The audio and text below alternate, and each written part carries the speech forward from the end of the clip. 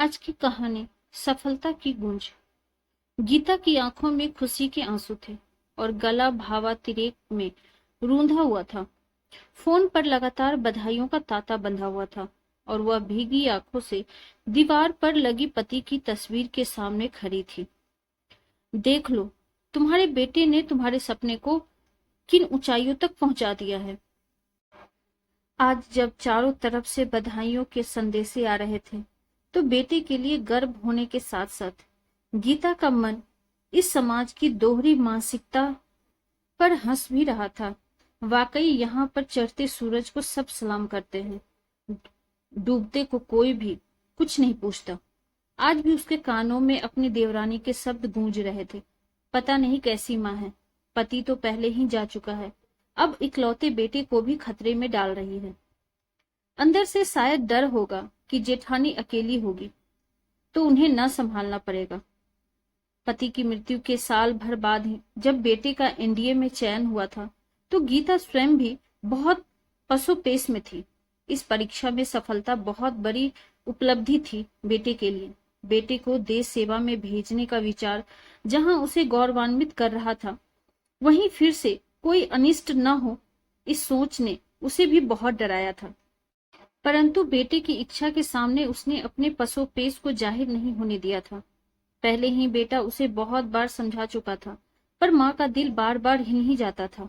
सदा से ही देश सेवा के लिए सेना में भर्ती होने की इच्छुक पति का स्वप्न अपने लिए तो पूरा नहीं हो पाया था, पर कब उनका यह अधूरा सपना उनके इकलौते बेटे का भी सपना बन गया, गीता और उसके पति को आभास ही नहीं हुआ।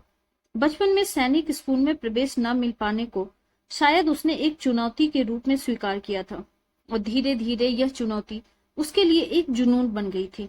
पिता की मृत्यु के बाद जब उसने एनडीए की परीक्षा देने के लिए अपनी मां गीता से अनुमति मांगी थी तो गीता बहुत घबराई थी।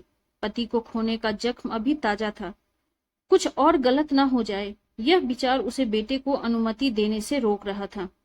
एक क्षण के लिए गीता को भी यही लगा था कि कहीं ऐसा तो नहीं कि पिता की अधूरी इच्छा को पूर्ण करने की जिम्मेदारी अपने कंधों पर लेना चाहता है। परंतु बेटे के उत्तर ने उसके मन से यह बोझ उतार दिया था। लेकिन फिर भी इकलौते पुत्र को स्वयं से दूर भेजने का विचार उसे डरा रहा था। लेकिन यहाँ भी 17 वर्ष के उस किशोर ने अपनी माँ को समझा दिया था, अगर सभी ऐसा समझने लगेंगे तो फिर कौन जाएगा सीमा पर रक्षा करने के लिए। देश सेवा का अवसर हर एक को नहीं मिलता। भाग्यशाली होते हैं वो लोग जो इस योग्य समझे जाते हैं, और अनहोनी तो कभी भी कहीं भी किसी के साथ भी हो सकती है। क्या अनहोनी के डर से हम सड़कों पर चलना बंद कर देते हैं? नहीं ना। तो फिर सेना में भर्ती होना अपवाद कैसे हो गया? मुझे पता है पापा होते तो आप इस विषय में दूसरी सोच भी अपने मन में न आने देती, लेकिन अब स्थिति अलग है। फिर भी इस स्थिति से निपटना हम दोनों को ही है। बेटी की समझदारी भरी बातें सुनकर गीता अपने मन के डर को भगाने में कामयाब हुई थी और हृदय तल से बेटे को आशीष दिया था। और उसी आशीष का परिणाम था कि प्रथम प्रयास में ही बेटे का चयन हो भी गया था। उस वक्त भी बधाइयों की कड़ी लगी थी, लेकिन उसके साथ साथ बहुत से दबे दबे स्वर भी सुनाई पड़े थे, उन लोगों के जिनके बच्चे असफल हुए थे। पीठ पीछे बातें करने वालों के भी दो गुट थे। एक गुट को स्वर्गवासी पति के बेटे से बहुत सहानुभूति थी, जिसकी मां उसे जबरदस्ती पिता का सपना पूरा करने के लिए सेना में धकेल रही थी, और दूसरे गुट को यह परेशानी थी कि पति तो चला गया, अब बेटे को भी भेज रही है, स्वच्छंद रहना चाहती होगी। कई उंगलियां गीता के चरित्र पर भी उठ गई थी। सब चीजों को नजरअंदाज करके बेटे की खुशी के लिए गीता ने बेटे को भेज दिया और स्वयं अपनी शिक्षिका की नौकरी में व्यस्त हो गई। लगभग 4.5 साल बाद जब बेटे ने अपनी वायुसेना की ट्रेनिंग पूरी की और पासिंग आउट परेड में पूरी वर्दी पहन के माँ को सैल्यूट मारा तो गीता का सिर फक्र से ऊंचा हो गया था। वर्दी में सजे बेटे के पीछे स्वर्गवासी पति की आशीर्वाद देती हुई परछाई दिखाई दे रही थी। बीते वर्षों में सुनी हुई सारी कड़वी बातें और अपने ऊपर लगे सारे आक्षेप उस एक पल के सामने फीके पड़ गए थे, जहां स्वयं की नियुक्ति हुई बेटा गीता को अपने साथ ले गया।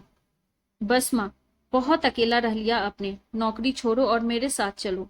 गीता भी पूरे मान के साथ बेटे की दुनिया बसाने चल पड़ी। समय के साथ साथ बेटे का घर परिवार भी बसा और वायुसेना में भी सीढ़ी दर सीढ़ी ऊपर चढ़ता गया। पर माँ के सम्मान में न तो कभी बेटे ने और न ही कभी बहू ने अंतर आने दिया। आज सुबह ही इस घोषणा के साथ कि इस बार गणतंत्र दिवस पर होने वाली परेड में वायुसेना के शक्ति प्रदर्शन के लिए जो जहाज उड़ाए जाएंगे उनमें से एक पायलट गीता का बेटा भी होगा। गीता को सम्मान के सबसे ऊंचे सिंहासन पर बैठाने के लिए पर्याप्त था। पारिवारिक व्हाट्सएप ग्रुप में जैसे ही यह खबर बेटे ने डाली, बधाइयों के फोन शुरू हो गए थे। अब पीछे पीछे उठने वाले अस्फुट स्वर भी मौन हो चुके थे, क्योंकि गीता की तपस्या और उसके बेटे की सफलता की गूंज कहीं ज्यादा दूर तक फैल गई थी। Thank you.